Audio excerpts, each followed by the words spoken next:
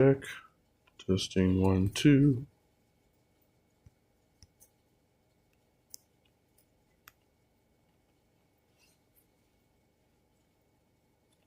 The other thing is, I've heard you say, Craig, that you are fine with people being religious. You just don't want them to use force to force their beliefs on you, right?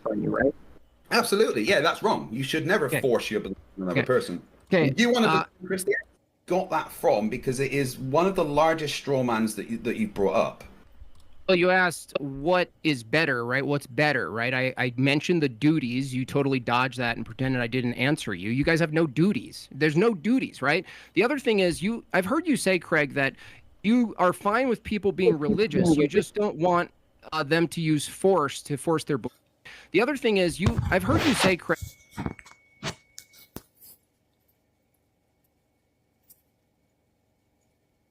Craig, that you. What was it? What the deuce? Okay. Beep, beep, beep. So.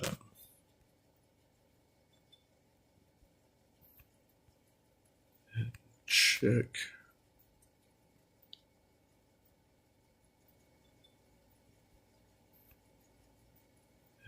Check.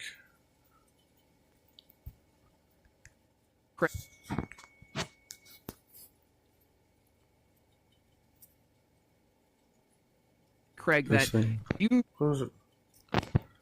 What the deuce? Okay.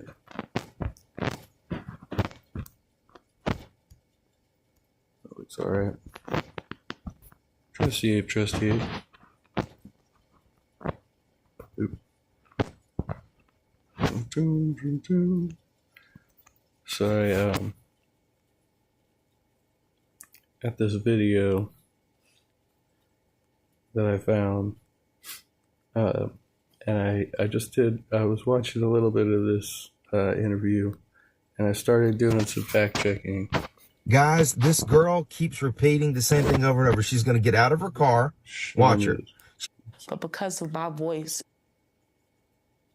and what I stand for, you treat me exactly as what you see me as, a Negro out of line. It's crazy that she goes there. She goes there for real. But we'll jailed for protecting babies, pro-life political prisoner, Evelyn Williams, or so she claims. But we'll see. Disturbing news as a group of pro-life activists were recently found guilty for peacefully protesting outside a local abortion clinic. Next, we have a set of pardons for peaceful pro-life protesters. They should not have been prosecuted. This is a great honor to sign this. Look at Mama. Look at Mama. Religion is classy. I just want to say, why does this video from like last month look like it's from the 1980s? Like, what's up with that? If they don't like what you stand for, throw you away. It was like they placed me in a social trash can because I didn't represent what they wanted me to represent, and I wasn't who they wanted me to be. Social trash can. Interesting. And I even told the judge when she sentenced me, I said, you know, if I was half naked dancing on a stage, you wouldn't have sentenced me like this. You would have gave me a slap on the wrist. I know a woman who stole billions of dollars in PPP loans. She got a year. But because of my voice and what I stand for, you treat me exactly as what you see me as. Okay, no, I agree. Like, they should probably have stiffer punishment for like the financial swindling or whatever. But also, like, how are you going to compare yourself to a stripper? Like, I don't know, that didn't make any sense. Negro out of line. I don't fit the bill of what you want me to be anymore. I'm not the one that's going to get on stage and twerk so you can get a vote. That's what we're worth for y'all. But the moment we start to step up and stand for righteousness, now the real numbers come. Now the real sentence come. Now you throw me in the trash can. And that's how I felt. The trash can. She spent like 3 months in prison, 3 months before she was pardoned. And I just want to say, I did some fact checking. So this is on the Department of Justice website. We'll kind of read through as we go through here. But yeah, this is from the DOJ, and it says Tennessee woman sentenced to 41 months in prison for violating the Freedom of Access to Clinical Entrances Act. Damien Williams, the United States Attorney for the Southern District of New York, announced today that Bevelyn Beatty Williams was sentenced to 41 months in prison for violating the Freedom of Access to Clinic Entrances Act, or the FACE Act, in June 2020 in connection with her interference, including by threats and force, with individuals seeking to obtain and provide lawful reproductive health services at a reproductive health center in Manhattan. On February 22nd, 2024, Williams was convicted after a 9-day jury trial of one count of violating the FACE Act before U.S. District Judge Jennifer L. Rochon, who imposed today's sentence. Bevelyn Williams, thank you so much for coming and doing this interview. Thank you. Thank you for having me. Especially after the craziness of your last week. Yeah. You just flew out from Chattanooga. Yeah. How are you doing? I mean, it's coming like waves. Like, I'm ecstatic, and I'm just so grateful to be home and be free. But I'm still like trying to recover from just everything. It's just a lot. Like, it's a lot, you know? Being free, but then at the same time, having had experienced prison, it's a lot for me. And she's gonna go, she's gonna go into this later. This is not her first time being incarcerated, but it was a lot, We're just pardoned by President Trump. It's been almost exactly 1 week. Right. And just a day, right, since you were pardoned? Yeah. How'd they get a presidential pardon? And you were in prison before that for months? Yes, 3 months and some change. I had turned myself in October 16th, and I was pardoned January 23rd. Yeah, like you said, a week and a day, and he just signed my pardon. It's like crazy. Like, wow. It's like crazy. Like, wow, man. Thank God he won. Thank God he won. I would have still been in prison. I would have been. Thank God. Yeah, I would have had to do time for. Okay, so we'll just. According to evidence admitted at trial and other public filings and statements made in court, on June 19th, 2020 and June 20th, 2020, Williams threatened and used force against patients and staff members at a reproductive health center located in Lower Manhattan, called the Health Center, and blocked patients and staff members from accessing the health center. In one instance, and as captured on video, Williams pressed her body against the door of the health center's patient entrance and refused to move, preventing a health center volunteer from entering the health center. As a health center staff member, victim 1 attempted to open the door for the volunteer, Williams purposefully leaned against the door, crushing victim 1's hand. Victim 1 yelled, "She's crushing my hand," but Williams remained against the door, trapping victim 1's hand and injuring it. Away from my daughter until she was 5. So it was a 3-year prison sentence that the Biden Department of Justice, injustice in this case, handed down on you. You had the longest sentence, I understand, of any of the pro-life prisoners. One of the longest sentences. One of the longest. I think I was the second to Lauren. To highest. Was it Lauren Handy's that was the longest? I think it was her. Yeah, it was her. So you had the second longest prison sentence of any of these pro-life prisoners. And the world, as they learned about what happened to you, people were outraged that this had happened. You're a mother, you're a wife, you're a pro-life activist, you work with the... So she broke someone's hand, evidently, in the door, right? So what did the other one do?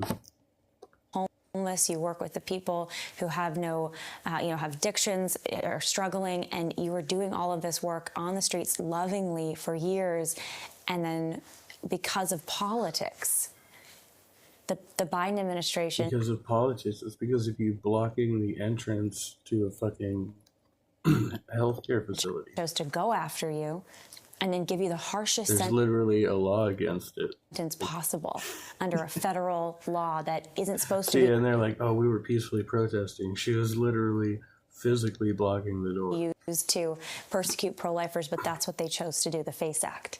Right. I think for them at this point, politics went out the window and it became personal.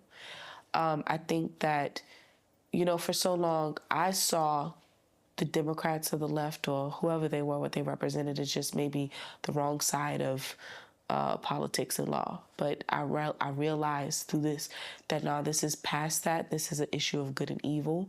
And this was what they did to me. See, for them, it's like a metaphysical battle of good and evil. At various times on June 19th and 20th, 2020, Williams stood directly in front of the health center entrances. Williams initially blocked the main entrance used by patients, causing the health center to have to divert patients to enter through the staff entrance. God damn it. Anyway, and directing others, Williams responded by moving to block the staff entrance and directing others to do the same. Williams live streamed some of her conduct on June 19th and 20th, 2020 on a social media account. On the live stream on June 19th, 2020, Williams stood within inches of the health center's chief administrative officer and threatened to terrorize this place. Quote, terrorize this place, and warned that we're going to terrorize you so good your business is going to be over, mama, end quote. Similarly, Williams stood within inches of a health center security officer and threatened, quote, war. Williams also stated that she would act by any means necessary, end quote. Was not really about politics for me. It was about hurting God. And what I represented was something that was godly. It's became not personal. It's not. I think it's not about politics to her. It's about hurting that, God. You know, for so long, I saw the Democrats or the left or whoever they were, what they represented, is just maybe the wrong side of politics and law. But I realized through this that no, this is past that. This is an issue of good and evil. And this was what they did to me was not really about politics for me. It was about hurting God. And what I represented was something that was godly, something that was Christ. And they persecuted me the same way that they persecuted Christ. And they hate. She's comparing herself to Christ. Because she was blocking the entrance to a health center and crushed a woman's hand in the process, trying to hold the door shut, pushing her whole body against it. The same way that they hated Christ. You know, like you said, all I do is preach the gospel. You know, I deal with homeless, and obviously I'm going to raise my voice about abortion. Abortion is murder. I'm going to say something. You didn't raise your voice. You use physical aggression to try and restrict people's access to healthcare. When it comes to kids, I love children. They're our future. So for me to be treated like that, it was like, no, this is past just political issues. This is spiritual. Why are you pro-life, Bevelyn? Expedia members get member prices and rewards for future trips. Because you're an idiot. Listen, in 2024, we're not overdrafting no more. If you didn't know, Clio is a cash advance app where you can get up to $250. And I already know what you're thinking. What no credit checks with Clio. And even better, there's no interest. So my sound why cut are you out for a pro-life? second. It's back though. Bevelyn. I'm pro-life because every single one of us are made in God's image, okay? How can I be a Christian and say I love God and I don't love the image of God? You're the image of God. I'm the image of God. The camera crew in the back are the image of God. The children, their kids are the image of God. When I look at children, when I look at people, even if they're not the most nice people in the world, even the people who came after me. People like yourself who would physically restrict access to other people's health care because you think you know what's best for them. I still try to see that glimpse of God's hope in them, That baby is God's hope in the world. You understand? That baby is God's hope in the world, but you crush that woman's hand. It's the representation of the love of God. I am always going to be pro-life as long as I serve. So because of your spiritual feelings, you have the right to restrict other people's access to health care by force. In addition to Williams' conduct in Manhattan on multiple other occasions from at least 2019 to 2022, Williams so she did more after this. Williams and others intimidated and interfered with individuals seeking to obtain or provide reproductive health services at other health clinics across the country, including Florida, Tennessee, Georgia, and Brooklyn, New York. For example, in January 2022, Williams traveled to a health center in Fort Myers, Florida, where she directed other individuals to block health center entrances. As a result of the blockade, medical staff was delayed in treating at least a dozen patients, 3 of whom were scheduled for time-sensitive procedures that could have resulted in bleeding, infection, or significant pain without timely treatment. In addition, in July 2022, Williams invaded a health center in Atlanta, Georgia, where she screamed through the door at patients attempting to enter the facility until they were forced to leave. Among other things, Williams shouted that she'd go to jail before letting patients enter the facility for an abortion, and she was not afraid to get arrested. And she got just that. Lord and love the Lord. It just comes with the package for me. Can you share how you first got involved in the pro-life movement, Bevelyn? Well, in 2014, I had started at the Well Ministries with my best friend, Edme Siobhan. We founded together. And initially, we were just doing like street ministry, watching, the Empire State Building had been lit up pink, and the whole Congress building was. What was, for you, the background leading up to starting By the Well Ministries? What were you doing before that? How did that come into existence? Okay, so this is a funny story. So I had gotten...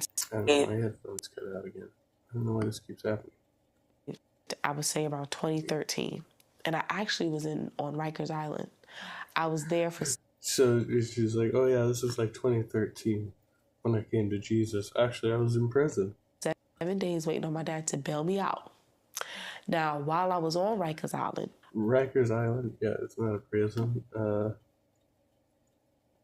In addition to the prison term, Williams, 33 of Old Toowah, Tennessee, was sentenced to 2 years of supervised release. Mr. Williams praised the outstanding work of the Federal Bureau of Investigation. Who's Mr. Williams? Her husband? Like, what?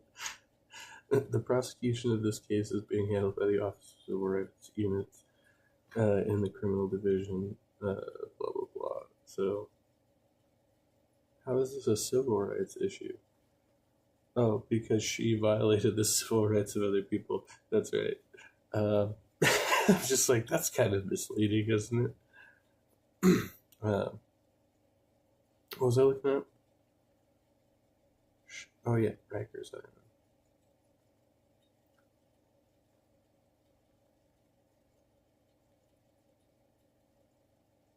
Yeah, so she did 7 days in prison. Like, how does that work? Usually you would go to jail, and then you would be later sent to prison. I don't know. That's how it works here. I had met this woman who was a Christian. So, there's nothing new under the sun.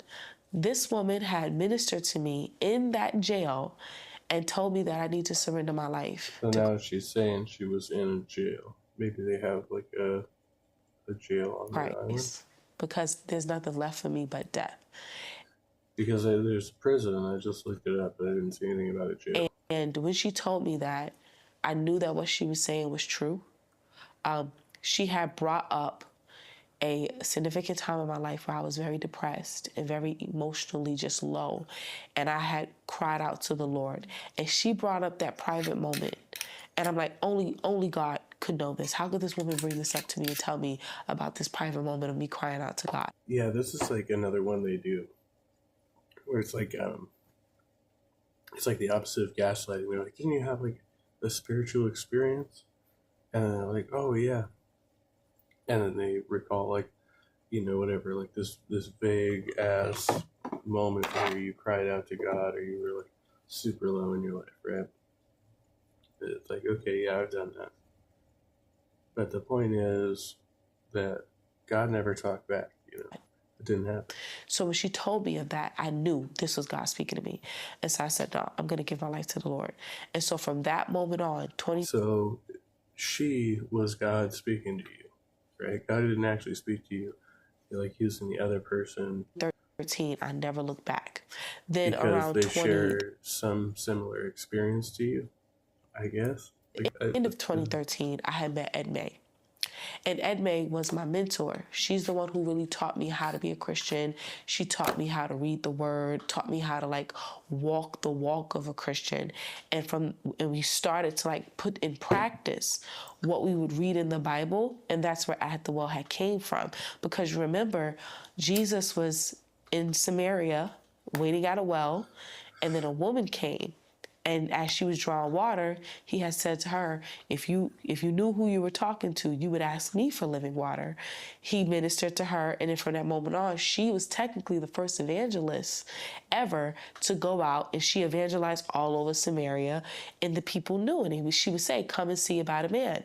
And so I felt like I had that same Some women, I thought women weren't allowed to preach to men. Experiencing Christ, wanting to get a taste of his living water, and then just wanting to tell people, come and see about the man who knew my whole life, And so that's how we got started. There's so many incredible things about you and your story, Bevelyn. It's almost like, where does one begin? Because I think the life you've lived, you're only 33 years old, right? Yeah. You're only, the year of Jesus, only 33. Right. But the year of Jesus, she's only 33. And she's already just out here harassing people.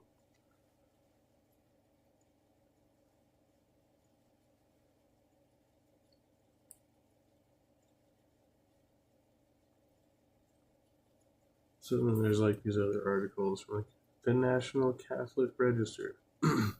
Young mother gets more than 3 years in prison for blocking abortion clinic entrance.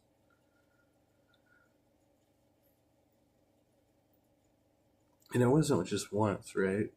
She did this for 5 years. She's been out there doing it for 5 years.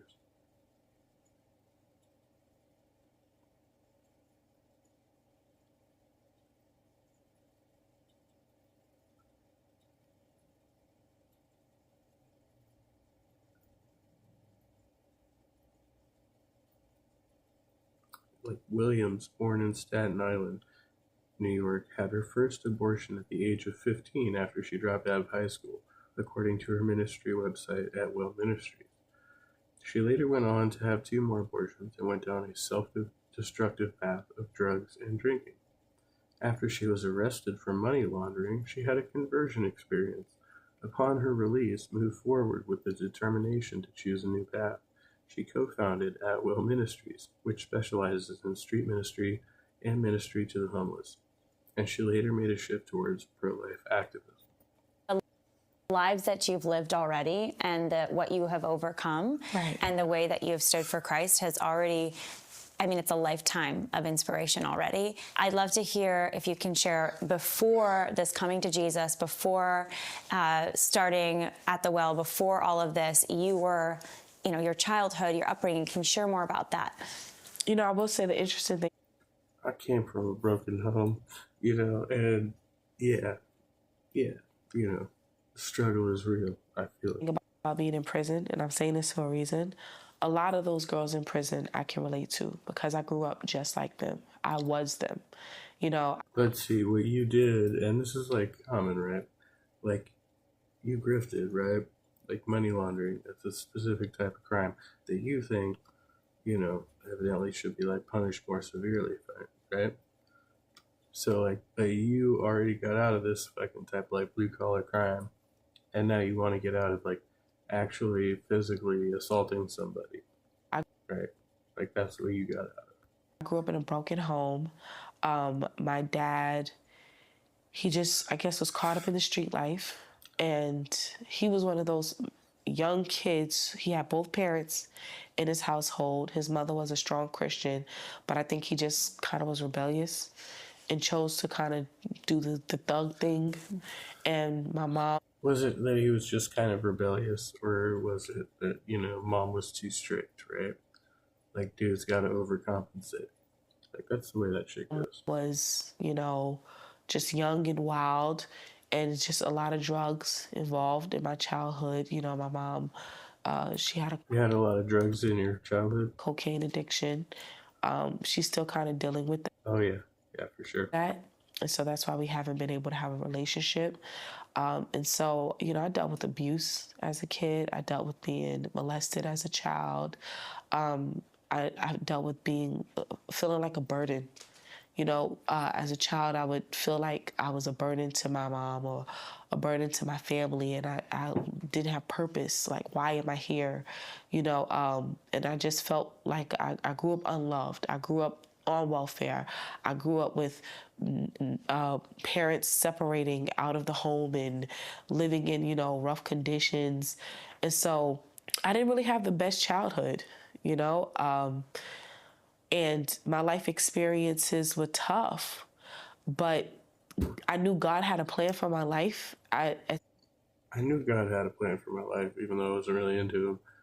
I think it's hilarious because, like, again, like, just going through these, I did a different Google search, but the Catholic News Agency calls Bevelyn Williams a young mother, and the WDTN network calls her Tennessee woman. So depending on, you know, which agency you go through, she's either a young mother, a pro-life activist, or just, you know, a Tennessee woman. Because that makes a big difference. MAGA activist, boing boing, blames Biden for prison sentence after terrorizing, yeah, exactly, terrorizing like hundreds or thousands of people at abortion clinics. 7 years old, I had an aunt who had mentioned Jesus to me at a young age, and I really didn't know who Jesus was. But I remember I had a dream when I was 7, and in this dream, I'm in my neighborhood, walking around my neighborhood, and I see a bunch of demons all over the neighborhood. And again, I'm 7 years old, and I remember calling out, "Jesus, help me." And a sword came out of the sky into my hand as a kid, and the sword was so long. So, mind you, she had like a crazy dream when she was a kid, right? But she didn't really know who Jesus was. But she'd been educated about it, like, you know, since she was a kid, of course. And it reached all the way to heaven. I never saw the tip of the sword. And I used that sword to destroy the demons. And when I woke up, I asked my mom what... She killed some demons with a sword. Yep. Yeah, that's the way it happens. What did this dream mean? Like, I'm 7, I don't understand what this means. And I remember her saying, "Oh, it was the Bible." I'm like, "The Bible? What am I going to do? Just start hitting people with a Bible? Like, what does that mean?" I didn't realize then, though, that meant that I was going to use his word to destroy the works of the enemy. And now that's happening even now, you know? But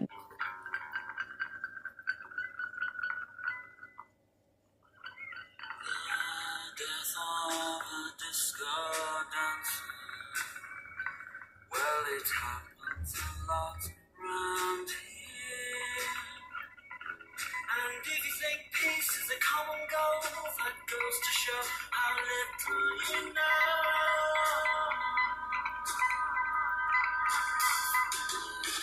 There's all the disco dancing.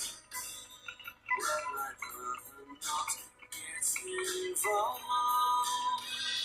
I never talk to my neighbor, I'd rather not get involved.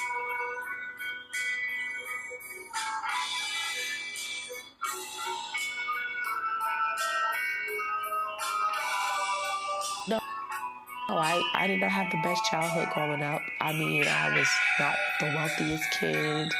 I wasn't the snazziest kid. I wasn't the most popular kid. I wasn't the most loved kid. I kind of came up just like a lot of those girls that I was locked up in prison with. It's incredible that you dealt with all of that and then you were able to go on and change your life and go serve people who are facing some of the very things that you struggled with in your childhood. Right. Was abortion any part of your upbringing? Did you have any experience with that? Absolutely. Was abortion part of your upbringing? Did you have any experience with that? It's just the most like awkwardly phrased question, right? Like, was abortion part of your upbringing? Did you have a lot of experience coming up as a child with abortion? I had an abortion, my first one, when I was 15. Oh no, well, she was 15, right? But she was raised ghetto.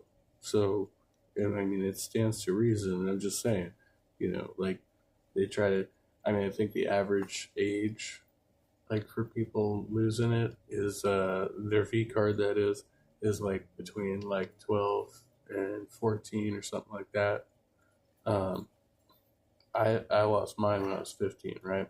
But I knew kids that had lost theirs at like 12 years old.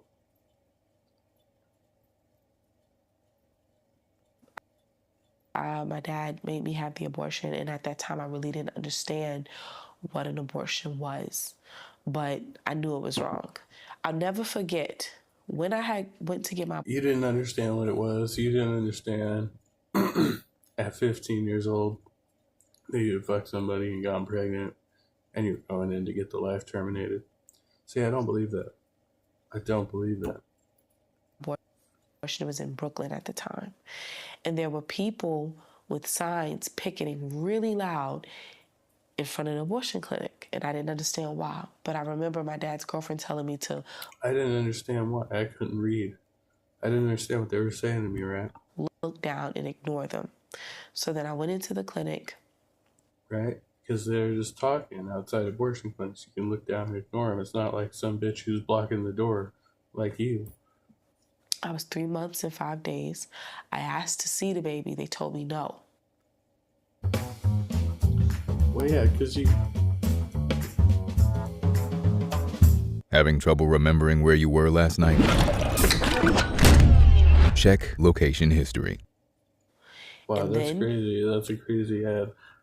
Anyway, yeah, what is she talking about? She's like, oh, I was 15, but I didn't understand what an abortion was. I didn't even know what I was doing. Yeah, that's crazy, bro. You can't even get behind this. You get all. That's totally insane.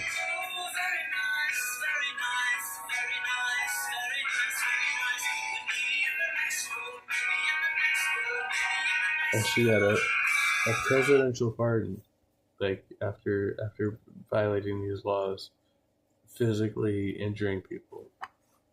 They put me to sleep, and next thing I know, I wasn't pregnant anymore. But after my first report of at 3 months, next thing I know, I wasn't pregnant anymore. Like, you know, that's not all there is to it. But abortion, the amount of depression that hit me, it was like a... Yeah, because he waited too long. And, I mean, it might cause depression anyway, but especially if you already have started the term, like... Downhill. That's like I went coming downhill. to term. And then, so subconsciously, like, she knows she's making up some fucking story, like, post-hoc, where she's like, oh yeah, I didn't really know what I was doing because I was a kid. And I felt pressured into it by my dad. Okay, and that sucks, right? That really does suck. But, I mean, at the same time, you gotta take responsibility for your actions, right? You don't need to fucking control what other people do. You just need to come to terms with what you did, right? And your part in the whole thing, and then move on. It's called closure. It didn't make my situation better. It made it worse, and it made it numb. And I had lost something. Like, before I had gotten pregnant, I had a love for children. Even as a little girl, I loved baby dolls. I loved kids. Well, that's not uncommon. A lot of little girls love baby dolls and little kids and all that. It was just the natural thing that God had placed in me. The natural thing that God had placed in you. Or it could just be the natural thing that God required. That first abortion that was taken from me, amongst other things. So then as I got older, I had my last 2. After that, I was numb. I was completely numb to it. She was like, as I got older, it was just like how she came to Jesus sometime around 2023. She can't remember the date, right? She just knows she was in Rikers. So she's actually got like a physical record of it. It's just like somewhere around 2023, right? And it's just like, I had that first abortion when I was like 15. And then I had like 2 more. And it really hit me, like I never really thought about it. It seemed normal to do. But again, I knew that it was wrong. Then once I became a Christian, and it seemed normal, but I knew that it was wrong. Gave my life to Christ. Obviously, I didn't have any issue repenting about having an abortion. I never was one of those radicals who just was like, hey, abortion is healthcare. We need laws to fill it in. I was just never that prideful. I knew it was wrong. It was never an issue. And so finally, when I got saved and the Lord began to give me the peace I needed to forgive myself for those abortions, it only made it easier. Oh, you knew right. That's what you needed. You needed Jesus. For me to minister at an abortion clinic because I could relate to the reasons why we do these things. And her version of ministering, mind you, is shouting at those same girls. Like she was that girl that people were shouting at one time. And then she is the very person shouting at those girls, but not just shouting at them, but blocking the door and using force. Obviously, it's convenience, but at the same time, I understood the heartbreak that comes with it. But I also knew what happens after it, that a lot of those girls who didn't have abortions did not know about. How did you have the strength when you were becoming a Christian? I mean, you just shared like So molestation, facing that as... This is like a total farce, like her whole story, like predicated on the fact that, well, she doesn't really know Jesus, even though Jesus is like everywhere in her life, right? Like she's like one of these people you hear about. They're like, well, I was an atheist, for like 6 months or something, like because I was raised in the church and blah blah blah blah blah, and then like at some point I had a crisis of faith, and then I came back, and then I came back like with a vengeance, like now we've got to fight for this faith, right? And I think it was like it's totally like one of these situations with people not like realizing that they're trying to reinforce a belief they previously held, right? Like hold the glue together instead of going to any type of extreme length to try and do that. And it could be easier to just kind of like the bottom drop out. Like you can just eschew the belief. And all of this kind of flailing and screaming, as it were, is like unnecessary. Right?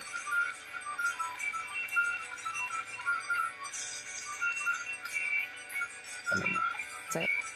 As a kid, 3 abortions, abuse, drug addiction with your parents. You went through some of the hardest things any person's going to go through. And you chose in the end to follow Jesus, and then not just follow Jesus, but now I want to turn my life into serving other people. I mean, your ministry, you're actually working with the homeless, you're working on the streets, you're actually serving people who are in some of the worst situations. What was that like for you in your heart to process all of the things that you had gone through and then to turn around and do such beautiful work for other people? Earlier when we were getting our makeup done, yes, you had looked at me and you were like, Bev, you're strong. And in the past, I probably wouldn't have known how to accept such a compliment like that, but I could receive it this morning because it's true. Not a touch of humility. Like this chick has none. She's like, I am possessed by the Lord. strength that I have in me, it's something that only God could have given me, because I don't think I would have been able to make it without that. I've just experienced trauma after trauma after trauma after trauma. And I gone from being super ghetto to super ghetto fabulous. Obviously, what has kept me has been my faith in Christ. And it's also kept me grounded. You know what I mean? It's kept me at a place where I can look at. In what way are you grounded?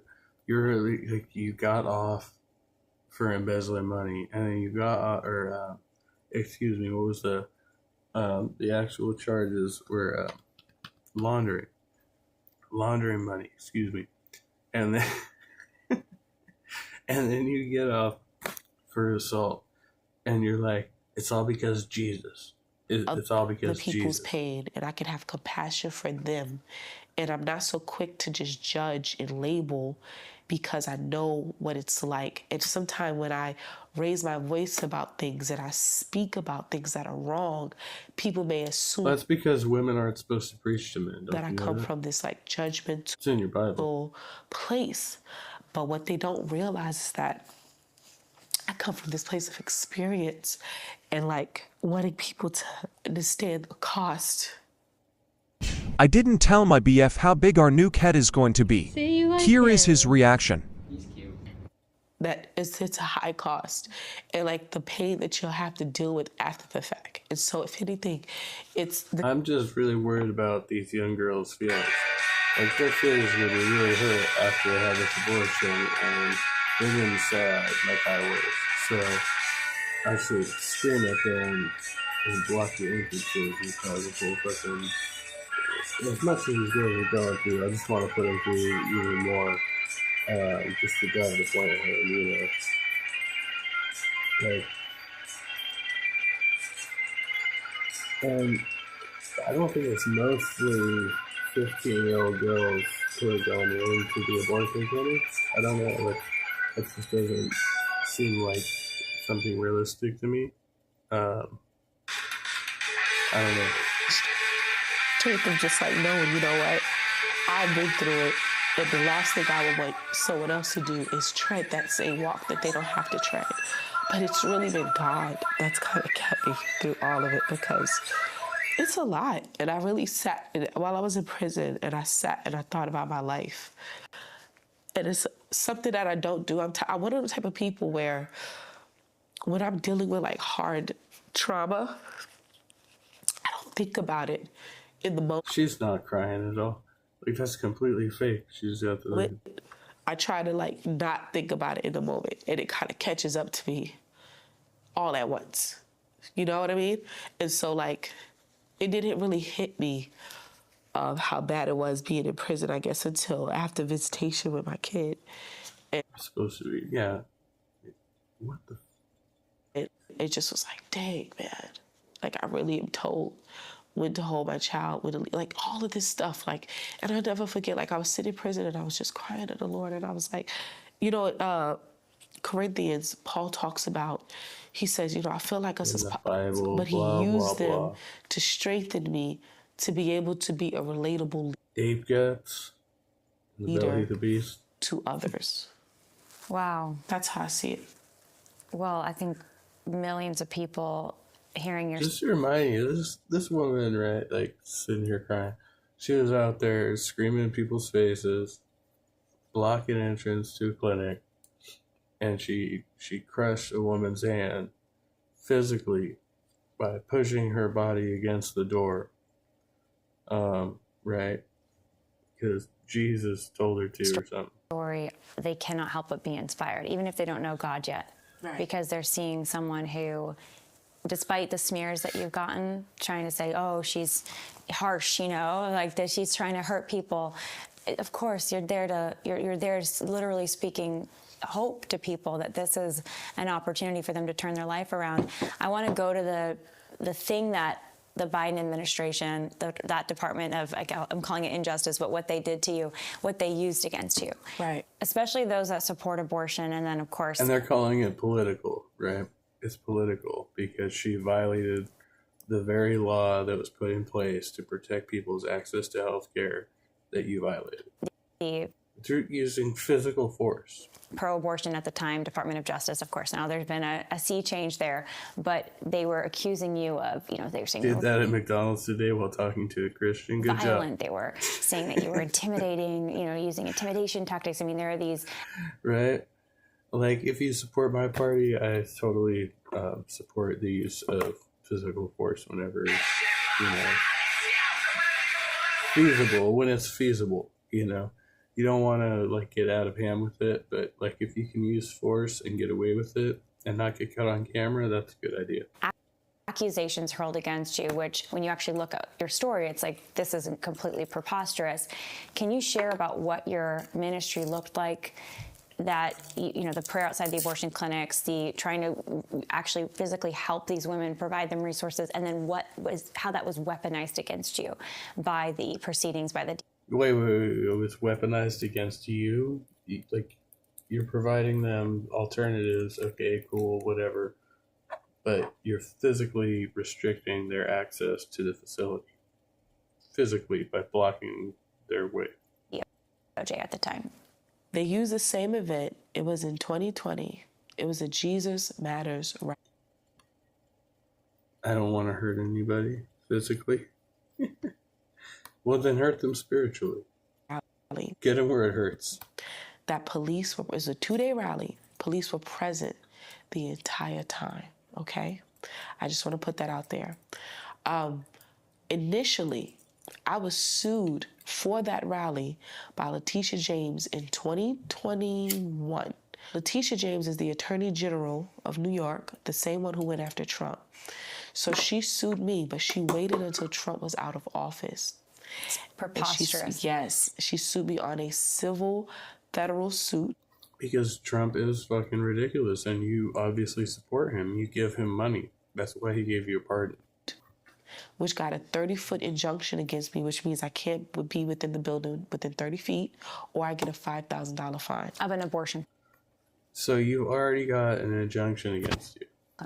Of that abortion clinic in New York, the Margaret Sanger Square Planned Parenthood. So I settled with her because I had moved to Tennessee. So at this point, I didn't feel the need to fight the case. I was already moving, so whatever. I just kind of took it on the chin. And I was advised by my lawyers to do so at the time. So we did, because we thought it would just be a no-brainer, just be, whatever. You're out of the city, that'll be it. So that's where it started. They took the same Jesus Matters rally, and then they trumped it up to federal charges against me in 2022. The same event. No, you were still going out to events. That's what their claims, they've got you on video. You're going out to multiple events after the fact, after you were told to stop doing this. You kept doing it, right? It's not the same event. She's lying. The same events. They recycled it. So in 2021, for the Jesus Matters rally, I was sued by Letitia James. In 2022, for the Jesus Matters rally, I was indicted with federal criminal charges federally. Sued federally and then indicted federally. Okay? They say that there was a head injury that I did to this woman. I was never arrested. I was never given a ticket. I was never even given a citation. Police were present. There is a clip of a police... Well, okay, so when it starts, right, that's a civil case, right? Personal injury, that's a civil case. But you did it in commission of other crimes.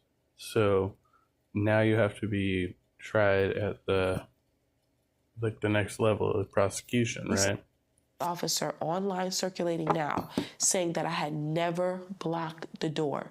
The judge would not allow that to be admitted because the prosecution called it hearsay. What people have to understand is when you go to trial, if you find yourself having a biased judge, which my judge, her name is Jennifer L. Roshan, she was appointed by Biden. She did. Okay, I don't know about that. Let's see.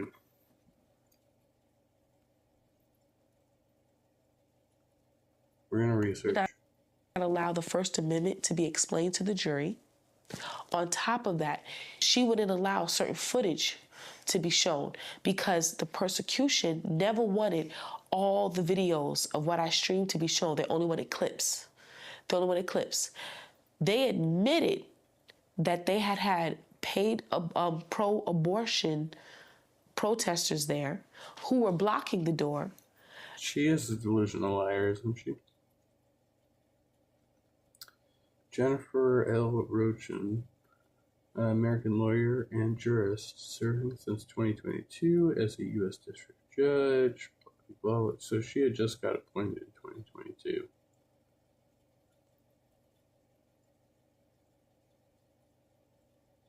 And there's a very small career thing here. 97 to 2000, Rochin served as a law clerk for Judge Marion Trump Berry of the United States District Court for the District of New Jersey and the State's Court of Appeals for the Third Circuit.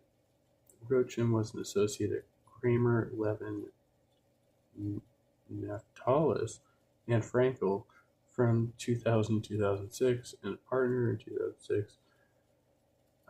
2013. Rochin represented immigration organizations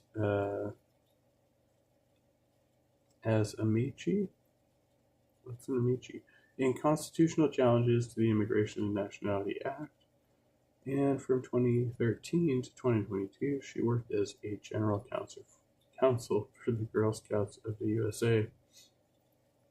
There's just very little information here.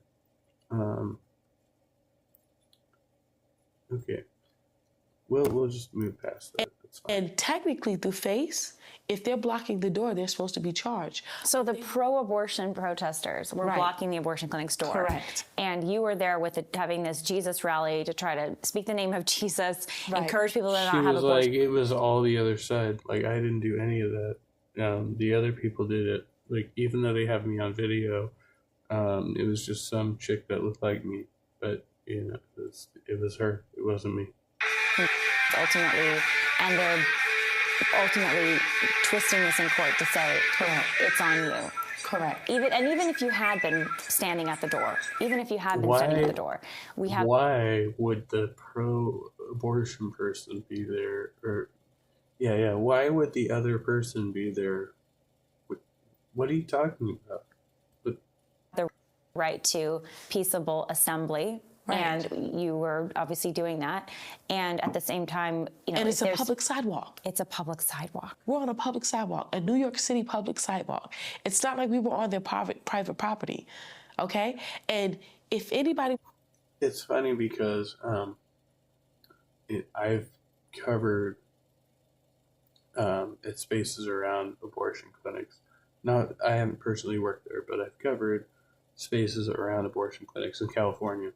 And they're intentionally like tucked into these like more private areas where it's like you don't have a lot of street access. You have to come into the parking lot, right? And we got protesters on the street, but they would be utilizing the parking lot.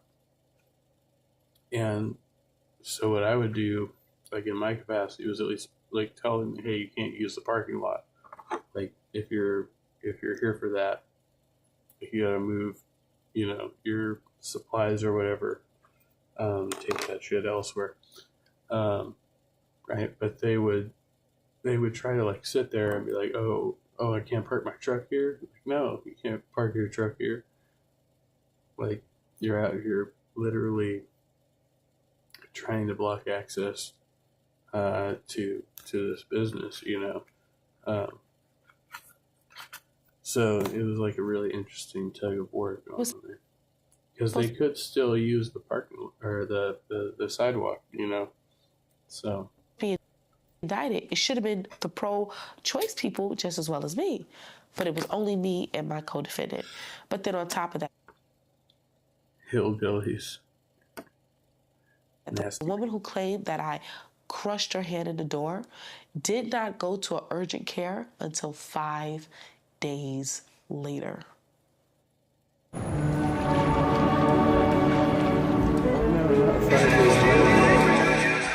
Are you looking for more in this world?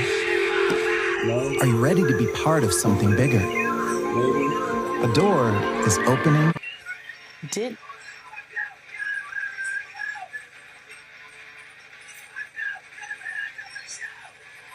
not go to urgent care until 5 days later. I don't know, maybe she was busy, like, treating those women that, you know, you turned away from the clinic by shouting at them and blocking the door. Okay? No broken bones, no broken sprained ligaments, nothing. She was advised to take ibuprofen, and they pinned that on. It doesn't mean she didn't have an injury. She could have had swelling, she could have had tendon, ligament damage.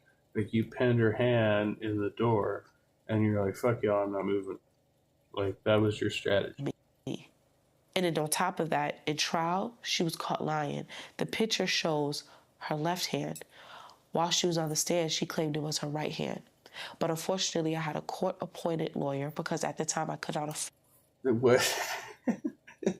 She was like, no, it was a picture of the left hand, but it was definitely her right hand. A private attorney. So the court-appointed attorney... So I know which hand... No. We had asked him multiple times to press the issue with the hand, and he would not do it. So at this point, it looked like everything that they had set up was strategically, like, it was like a yellow brick road to my indictment and to me being found. A yellow brick road? A yellow brick road to your God? So during to your Jesus? During this time of your pro-life activism, you end up getting married and having your first baby. Yes. Your Let's talk about your babies. little girl, Eleanor. Can you share about meeting Ricky and having your first child? Well, Ricky slid into my DMs. Conservative man. And I mean, I'm going to say this, you know, Girl. I didn't want Is you serious? someone that kind of supported any kind of, and then we had Eleanor.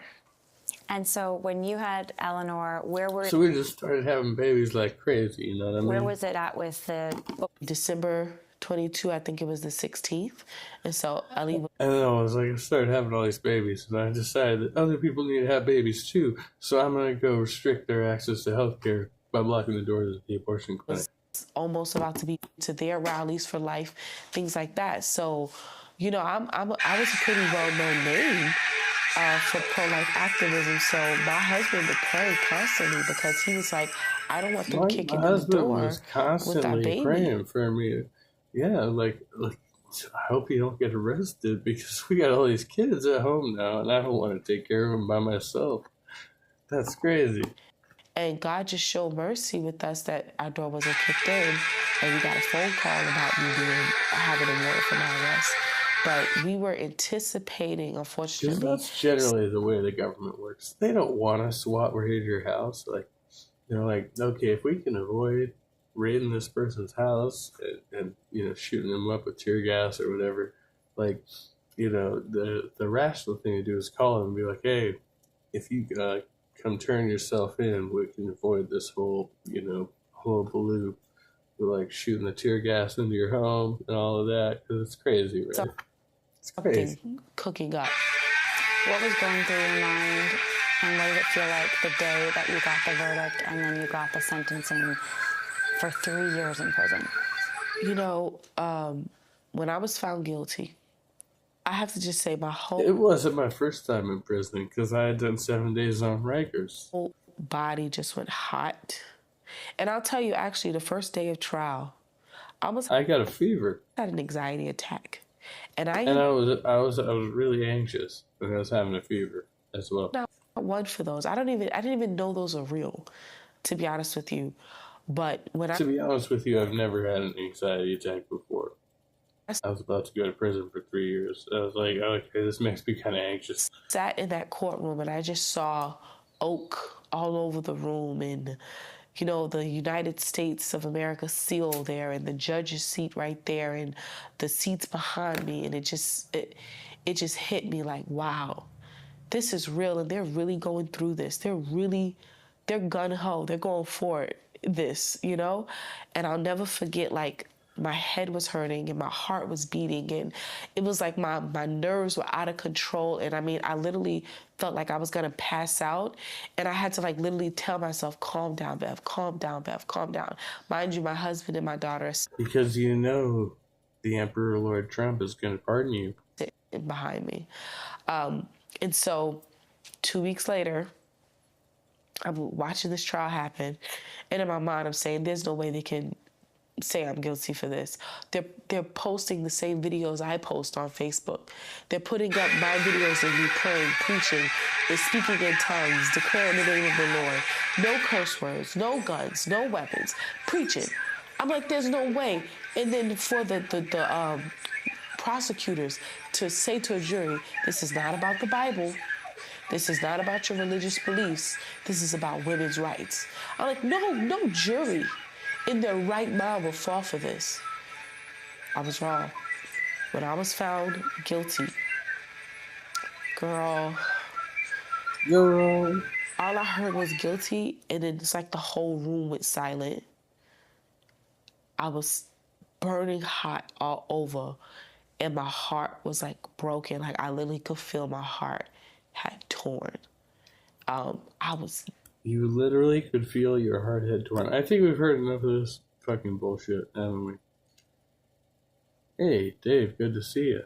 Howdy, Captain Desk. So that's Bevelyn Williams, the pro-life political prisoner. Poor woman. She's been put through so much. 3 months in prison for battering a clinic worker and terrorizing dozens or maybe hundreds of others. But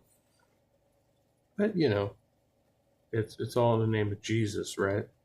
So, all right, be well, be kind, and stay trusty. See you later.